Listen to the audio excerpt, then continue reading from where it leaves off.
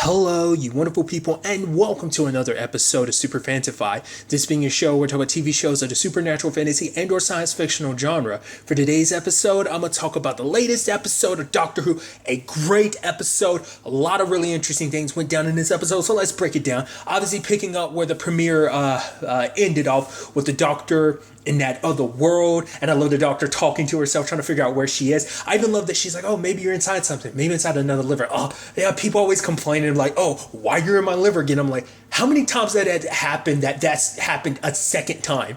You know, that means it's happened at the very least twice. But the fact is, you're like, oh, people always kind of get uppity about it. It makes it seem like it's happened to multiple people. So you've ended up in multiple people's livers on multiple occasions. That's kind of an interesting conversation all on its own. But while she's there, you know, she ends up running into this woman. Ada's like, wait, what? That's what the whole thing puzzling. I'm like, what is this? And it's like this lady Ada's talking about the fact is like when she gets paralyzed, she ends up here because obviously she's from a different time and everything. But it's like, okay, so what's going on? So the Doctor's figuring it out. It's like, okay, so this is their world. These creatures, the consultant, and it's like this is their world. And it's like when you touch them, you guys are kind of like a bridgeway to this world. So it's like, okay, so that's what that ends up being, and the Doctor goes with Ada back to her time, which is like mid 1800s, and I love that it's like, okay, they're like, how did you just, do all that you did? And she was just like, oh, the fact that I will never reveal my secrets. You can all walk away from here knowing that I forgot what name she gave herself. What was it? I forgot what it was. And she was like, man. And she was like, lady. And she's like, that keeps happening all the time that she kind of forgets and everything. So I thought that's kind of an interesting element. But then also appreciate too, and I like this being an element of the episode too, of like, the Master following her throughout time. It's like she ends up in 1800s, lo and behold, he's there. I love that we find out that his house is his TARDIS. I'm like, of course it is. That's so good. Because also it kind of reminds you of like, right, because, it makes you wonder would the Doctor ever fix the TARDIS so it's like the outside doesn't look the way it does. I'm sure you can, in the context of the show, the Doctor likes the TARDIS being the way it is. It's kind of like, it's the way she kind of basically found the TARDIS. It's the way, it's stuck looking like that, sure, but I think it's also from an outside perspective, people will probably be upset if you change the outside of the TARDIS. It's so iconic. Granted, you can change the inside. Sure, people are fine with that. Outside, probably a little harder to kind of get that across Doctor Who fans, but regardless. And I think it's because it's been I feel like the Master was cruel as Missy, but I feel like this version of the Master it's even more cruel, just shrinking people. It's like, put your hands on your head. And then it's like, did you move? I was like, oh, excuse me, shrink her anyway. I'm like, he seems so psychotic. I mean, to be fair, I guess because it's been a while, so I don't remember Missy being as psychotic. I mean, to be fair, the Doctor literally had her locked up for a good chunk of time. So it's kind of like, and that time gave her time to reflect and kind of potentially become a better person, but at the same time it's like, I can't fix the psychotic nature that is the Master. It's like, well, let's not forget that within the confines of this reboot / continuation, wasn't it back in series 4? I think that was the first time the Master popped up with series 4. I know that was the last time prior to the Missy thing that we saw the Master, but I want to say that was like the first series he popped up in. He might have popped up in one before that. Once again, I'm going on no tangent. I remember being psychotic back then, so it's just interesting. I'm like, seeing the Doctor go up against another psychotic villain, just seeing the Master as a psychotic villain, because I feel like the villains end up being villains, but they're never psychotic like the Master is, and that's what makes this whole situation interesting. Especially because it's like, for the Doctor, it's like, you were once my best friend, and it's like, to see how far you've fallen, and for him to be power tripping, and it's like, oh, I've already got you. And the fact of the matter is, what do I want? I want you to kneel, say my name, and it's like, and the Doctor having to be like, Master, and he's like, oh, what was that? She's like, Master. He's like, and it's so interesting because I think for him it's just that moment of like, I beat you. I'm better than you in every shape. Like, he has to assert his dominance to be like, I am better than you. That's why I'm the Master. I am leagues above you. You all are always going to be one step behind me. Like, you might have gotten ahead of me on many occasions in the past, but it's like, this one, I got you beat. And especially when we kind of find out his plan is basically like wiping out all humanity, because he knows how much it means to the Doctor. So it's like, it's an extra dagger to the heart, wiping out this humanity that you care so much about, so.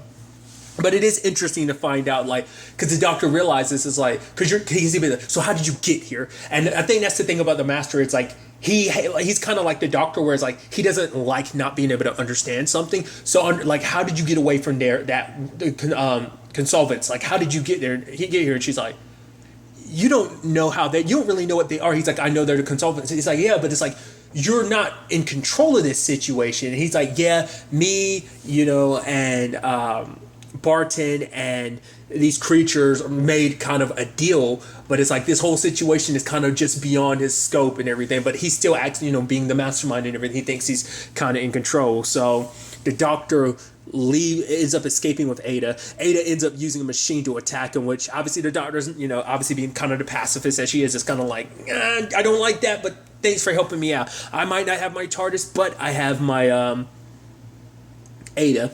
And obviously talking like all while this is going down, the whole plane situation's happening. Ryan ends up falling and seeing like Ryan, little thing on the bottom of the plane saying Ryan, another one saying Ryan Sinclair. I'm like, wait, what? I'm like, it's got to be the doctor. I'm like, time travel is so funny and amazing, because immediately it makes me think of like, there was the episode that within the confines of the reboot / continuation where we've got first introduced to the Weeping Angels. It's kind of like how that entire episode was basically the doctor, because it's always the one that always stands up in my mind, because like I said, the Weeping Angels are my favorite like Doctor Who creature, so it's like their first introduction has always been stuck in my mind. But how the episode was following like people outside, like two particular people, and they were watching videos of the doctor leaving messages for her, but those messages were the doctor, and I'm pretty sure that was season 3, right, if I remember correctly. It might have been season 2, but I want to say it was season 3, because I believe it was with Martha, that basically the doctor and her were, well, basically the doctor was reading a script that the main characters of that episode gave them, so it's kind of like it's kind of a circle, a snake eating his own tail type of situation, because at the end of the episode, sometime after everything was resolved, like a year or maybe a couple months later, run into the doctor, give him everything, and everything kind of goes full circle. It's kind of that thing. I was like, I love time travel being crazy like that. It's like, wait, the doctor hasn't gone back in time to set this all up, but the doctor's already done it just because of the time and I love stuff like that. And I love they install it and everything. A video from the doctor pops up, and Graham's like, "Whoa, what's going on here?" And it's like, and the doctor explains, like, "No, you're not gonna die. And the fact of the matter is, also you guys got to stay calm. That includes you, Graham." And he's like, "I am calm." And it was like number 2 was like, "Don't try talking back to the TV because this is just a recording, so I can't actually hear what you're saying." But I love him being like, I am calm. And she's like, "No, you're not. And like I said, don't talk back to the TV." I love that. It was so good. But also like Ryan, I even appreciate that line of him being like, "I can't ride a bike, but I can fly a plane." So that was pretty dope. So I love how that situation ended up. And there was also this interesting element too of like Barton making them want it, because the fact of the matter is, because he was able to kind of, take everything he could about them and kind of plaster it. It's like, how do you pull that off? I know you got a lot of power and reach, but how do you really do that? Do you have contacts in certain government agencies and stuff like that? You were able to make that happen? Or did you just kind of BS it just because you had the technology to make it happen? I mean, maybe the combination of the two. It's interesting, too, because this element kind of made the three of them kind of have to be on their own. They have not been on their own. I mean, they've kind of obviously like partnered off and kind of been on their own in certain regards last series, but they've always been in the general vicinity of the doctor. They've always had the doctor to kind of lead the charge of like, we do this and do that, even when they divide up, at least, and so it was like, this was a situation where they kind of had to handle things on their own. And then it starts bringing up some interesting conversations, because it's like, yeah, so why didn't the doctor recognize the master, even though apparently they've known each other? And then Graham brings up, like, the doctor says she used to be a man. Like, that's what she told me and Grace when we met her on the train at the beginning of last season. And it's like, they called it something, regeneration. I'm like, and that's such an interesting conversation. It's something I bring up quite often, is like, how many of the companions ever really know 100% about the doctor? Like, because like only certain companions ever found out about the regeneration. Like Rose, because she met 9 and 10. Martha only knew 10. Donna only knew 10. But I think if I remember correctly, when she ended up absorbing all that knowledge, she ended up knowing everything there was to know about the Doctor, because she became like the Doctor. Granted, all that's kind of buried in her mind, so currently she doesn't remember all that anyway. But Amy and Rory only knew 11. Clara knew 11 and 12. Bill only knew 12, and obviously Grace, Graham, Yaz, and Ryan have only known 13. So it's kind of that thing of like, who knows what? Because I feel like if you're asking, I think the only people currently who know all there is to know about the Doctor would be Clara. Like, whatever, wherever she is in the grand scheme of things, I'm pretty sure she's the only one that knows all there is to know about the Doctor. And is able to currently access all that knowledge. She was, the Doctor's impossible girl, because she was literally there every step in his life. But regardless, once again, tangents and all that. But it's just interesting because, like, yeah, they're kind of like, how much do we actually know about the Doctor? Because we haven't had those conversations come up. Because that's, like I said, that's also something that's like, those conversations only come up around those certain circumstances. The only reason, like I said, some of those companions know about regeneration is because it happened while they were traveling with the Doctor. Some companions never got that side of the situation. So there's still a lot, like, it's just kind of like, they picked up a little here and there. But when you actually think about it in the grand scheme of things, the Doctors never talk too much about themselves. Like, they've always kind of kept their situation all secret. I mean, granted, when you look at the whole Gallifrey situation, the whole Time War thing, obviously not something you look back on finally. Obviously, there was a whole complicated nature of like, oh yeah, that regeneration of the Doctor, who the Doctor was during the war. Obviously, that was a conversation. The Doctor was like, we're not going there. Like, kind of blocked that a little bit. Let's kind of forget that regeneration. So, because technically we're in regeneration 14, but obviously the war Doctor kind of didn't count, even though it did count. So that's a whole, obviously once again that's a whole thing in itself. So.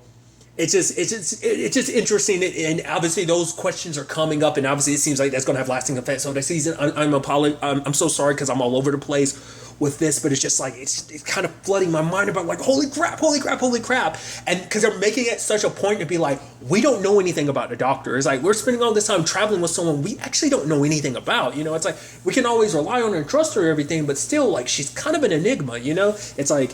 Because the way Graham kind of makes it sounds like they've asked her before. In particular, Graham seems like he's always kind of asked, but it's a thing that they've never really like. It's fine, it's whatever. But now it's kind of a thing like we don't know anything about you, and kind of your past kind of basically came back to haunt us and all of humanity with the Master's return. So it's like, I mean, kind of should probably know a little bit more about you. But like I said, we'll get to all of that soon enough. But obviously, there's a whole thing with the Silver Lady, and then the Doctor kind of piecing everything together. And it's actually kind of an ingenious situation where it's like the Consolvent are like obviously beings from another world, but obviously they can't bring themselves to stay in this world.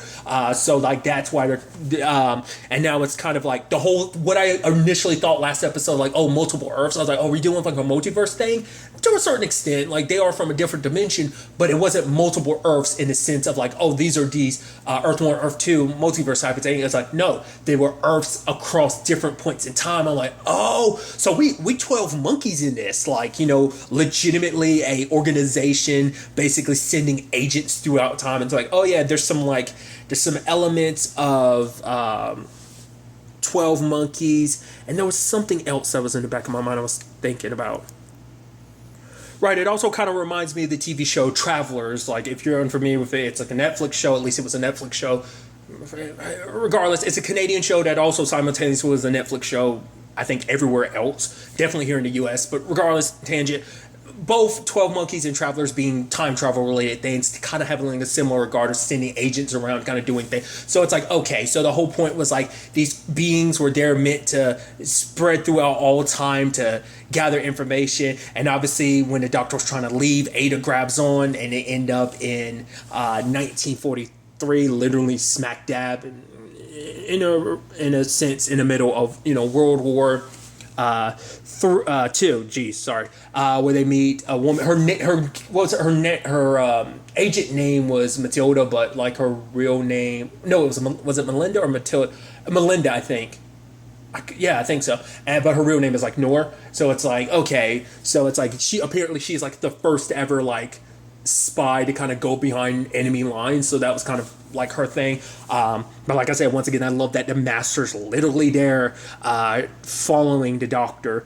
And now it turns into this whole thing of like, okay, so like where do we go? Like obviously the Doctor needs to get back to the present, save the day, and also, you know, help and save her friends too. So it's like, okay, so how do I do all this? So she works with Ada and Nor. I kept wondering why, because the Doctor, she kept running her mouth a little too much about all the different things. Because even at one point she was like, "Oh, Ada, you must be this person." She's like, "No, my last name is this." It's like, "Oh, well, maybe you'll end up meeting an Earl or something." I'm like, "You ended up spoiling her own life to her, didn't you?" Obviously, she didn't get the context of it, but it's like, yeah. But the fact of the matter is, it's like, obviously, you even gave Ada a cell phone at one point in time. I mean, granted, it was all part of the plan, but it's like, you're saying a lot of stuff you shouldn't have, because at one point she brings up computers, and apparently Ada's the one that kind of started it off, what will eventually become computers. Ada's kind of, historically, she's the one that kind of started all that, kind of the understanding of what eventually other people would build up and build off of into what we know as kind of modern day computers. So I think that's kind of, that was kind of,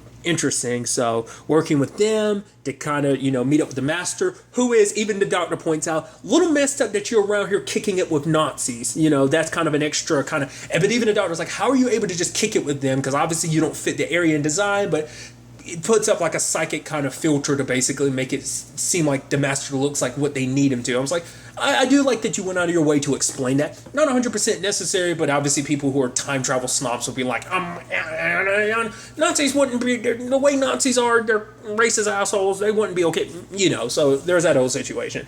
But I just thought that was, kind of fascinating. And I do like that,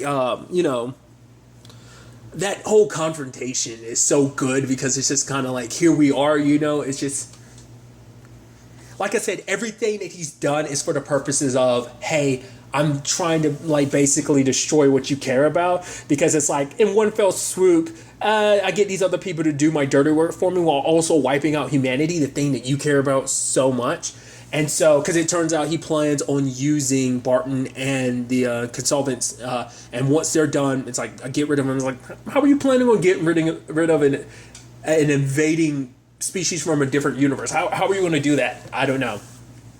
But regardless, which obviously also like the Doctor kind of handling that situation the way she did, where she basically set up the whole trap. Like because for one, I'm all over the place. I do apply. When she first got in contact with the Master, that was pretty dope. It's like she sent out a Morse code, but in the form of like a specific sound that he would resonate to, and that was the sound of 2 heartbeats. I'm like, that's so interesting. That's so cool. Like in a sense of like 2 hearts beating, like that's what the Morse code was, because she knew that like it'd be a sound that the Master would be all too familiar with, would recognize, oh, that's the Doctor's signature. I'm like, that's actually such a dope little aspect to it. Also, the fact that them communicating like that, I'm like, they pulled out some stuff. I'm like, have you always been able to do that? Like, I mean, granted, I guess it's just stuff you kind of picked up over the. I don't remember the whole like being able to get like communicating like that. It's like, is that something all Gallifreyans or all Time Lords can do, or is that, like I said, that's stuff that's probably come up in the past that I just don't remember, because I feel like that was, I don't remember something like that being a big plot point, even if it had happened in the past. Once again, I've only seen 2 seasons twice. Every other season, especially amongst this, once again, reboot / continuation Doctor Who, I've seen every other season once, with the exceptions of 5 and 6. I saw them twice because they're my favorite seasons. Regardless, tangent, all that. So I don't know. That's the problem with this. I don't know whether this is something I'm forgetting that Time Lords and Gallifreyans can do that the Doctor's always been able to do, or whether this is just something new and I'm literally stressing and worrying and overcomplicating things in my head for nothing. Probably the latter, but it could easily be the former. So regardless, moving on.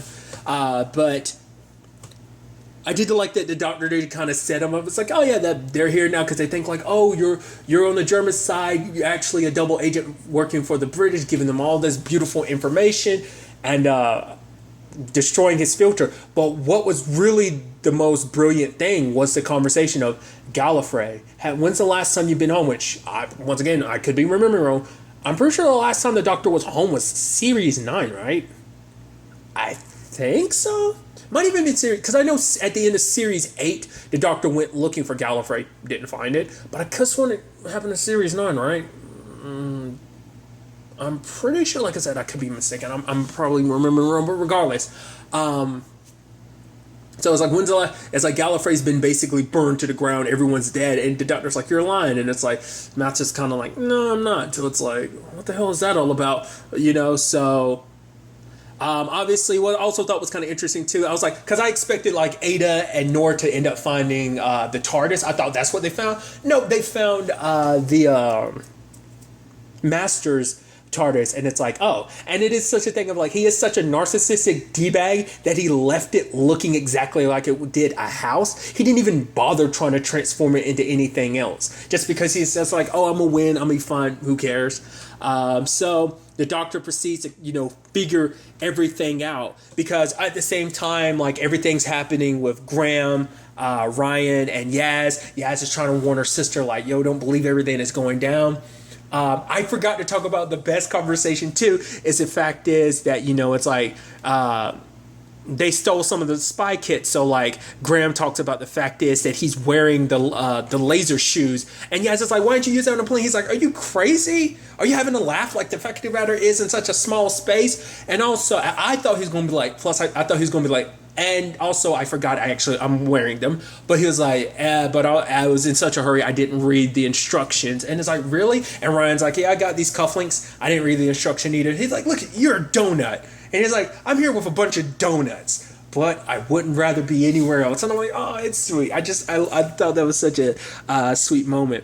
It was also interesting too, like the whole Barton thing. I love that, him being like, the fact of the matter is, like, Mom, I try to keep in contact with you. I try to text you, try to email you, even friended you on Facebook, but you wouldn't accept. And I tried to stay away from Facebook as much as possible.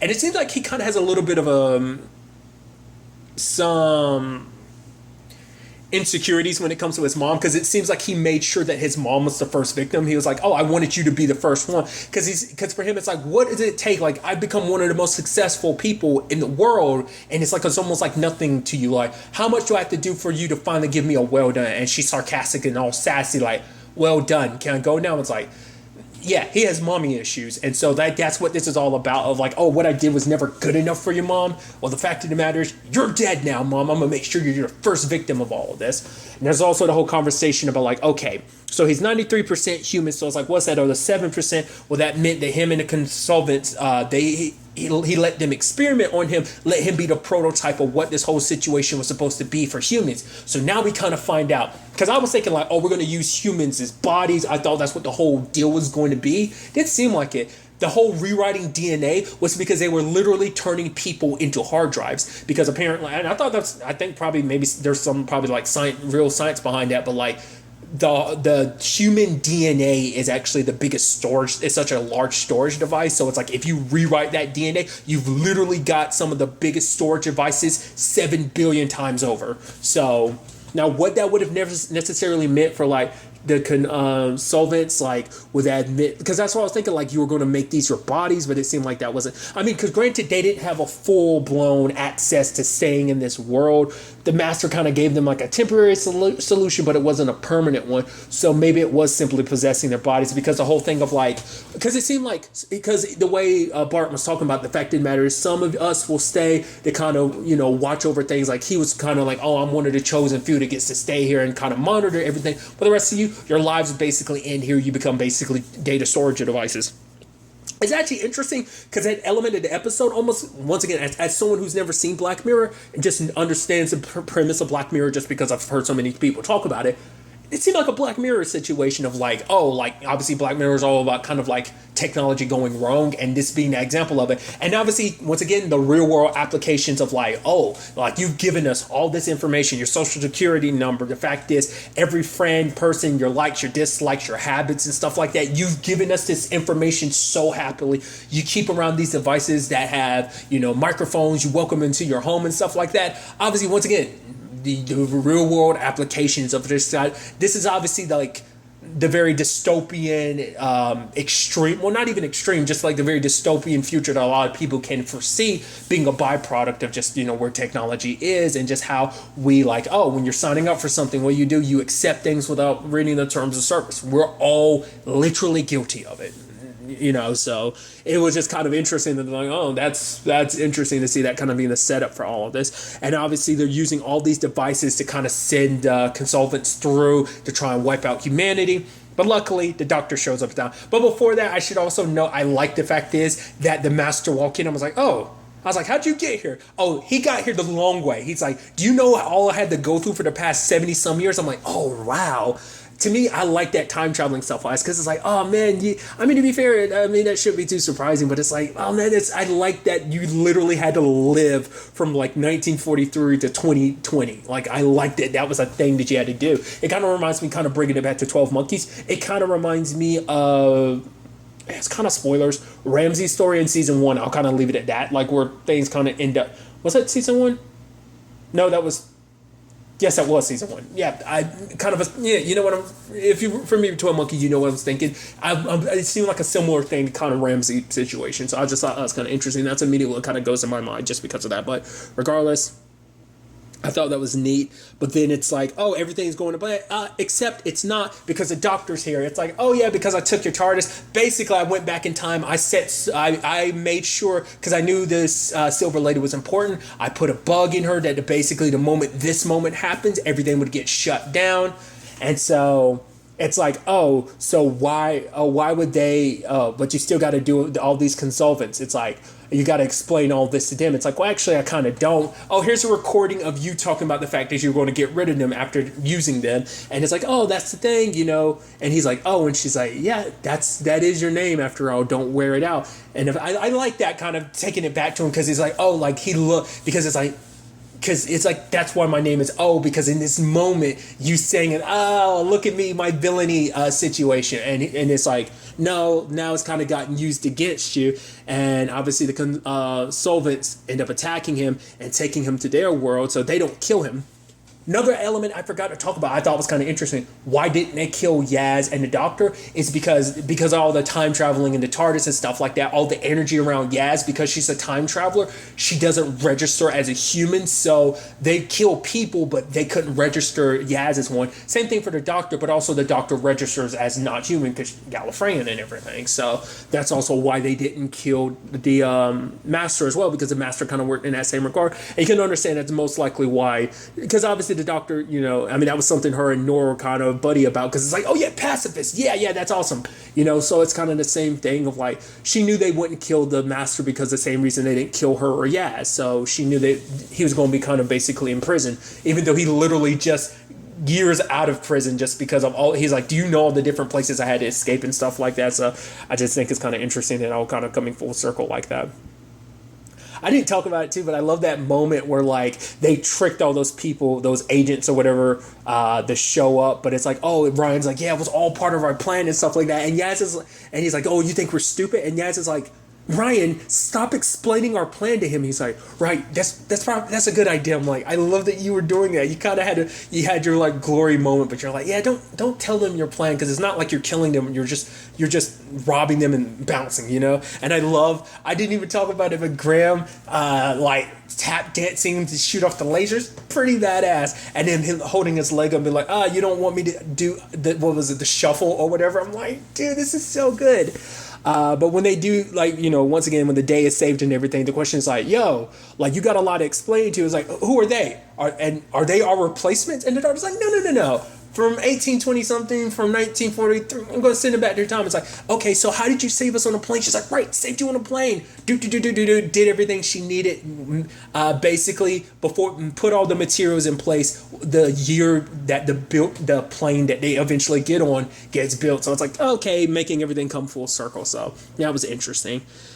Putting everyone back to their respective times, wiping their memories, which once again, I was like, have you always been able to do that? Holy crap. In particular, kind of wiping away certain aspects, just everything related to like, that might kind of spoil the future and stuff about me. So that's interesting. I guess you leave other people alone because it's like, oh, they'll just look at it like I was just some mad raving lunatic, so there won't be too much about it. It'll just be kind of like a little bit of a folklore and kind of whisper, throughout history. So I think that's kind of all the Doctor, so it's kind of fine. But then there's the whole situation of the Doctor going to Gallifrey, thinking about everything that the master had said, goes there and sees that Gallifrey is burnt to the ground, and it's like, whoa, what the hell happened?